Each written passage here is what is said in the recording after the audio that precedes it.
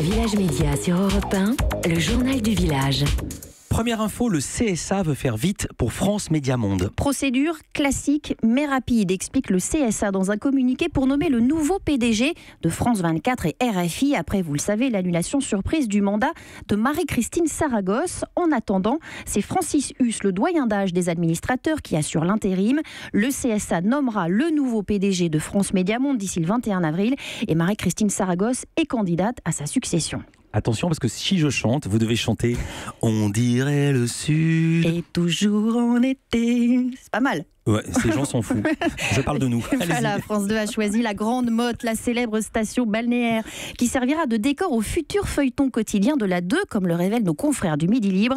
Après Plus belle la vie à Marseille, Demain nous appartient à 7. Grand Soleil, c'est son nom, se déroulera lui aussi dans le Midi. 235 épisodes ont été commandés, diffusion en access prime time dès septembre. Beaucoup plus sérieux, un préavis de grève nationale à France Télévisions. Un préavis annoncé par l'ensemble des syndicats de la télévision publique, une union syndicale plutôt inédite. Alors pour quelles raisons ? Les conditions de travail, les heures supplémentaires, les salaires ? Pas du tout. Les 4 syndicats dénoncent le licenciement d'un journaliste de France 3 Normandie. Il s'appelle Jean-Marc Pitt, il a 53 ans. Alors que lui reproche-t-on ? Eh bien, entre autres, une entorse au code de la route, rien de bien sérieux. Il a juste poussé une barrière sur une bretelle d'accès à la rocade de Rouen. Un licenciement pour l'exemple, dénoncent les syndicats.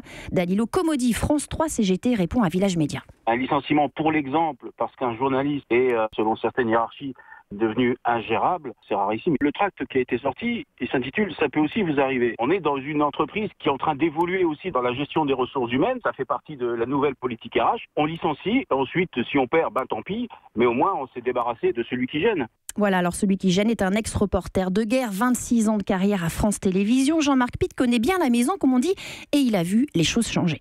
Aujourd'hui, il y a au sein de France Télévisions un État dans l'État.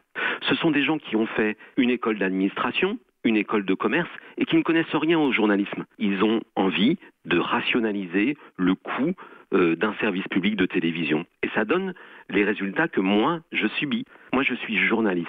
Je ne connais pas du tout l'économie, je ne connais pas la gestion d'un budget, c'est vrai, je le reconnais, mais je connais mon métier. Et je ne comprends pas pourquoi les gens qui me dirigent, ce ne sont plus des rédacteurs en chef, des directeurs de la rédaction, comme j'en ai connu, qui étaient vraiment des journalistes comme moi. Maintenant, ce sont des gestionnaires.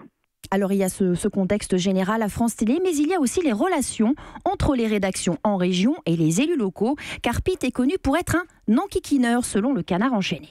Les notables locaux ont une conception féodale de l'information. Moi, j'ai eu un grave problème à 3 reprises avec le président de l'agglomération, le président de Rouen Normandie Métropole, qui s'appelle Frédéric Sanchez.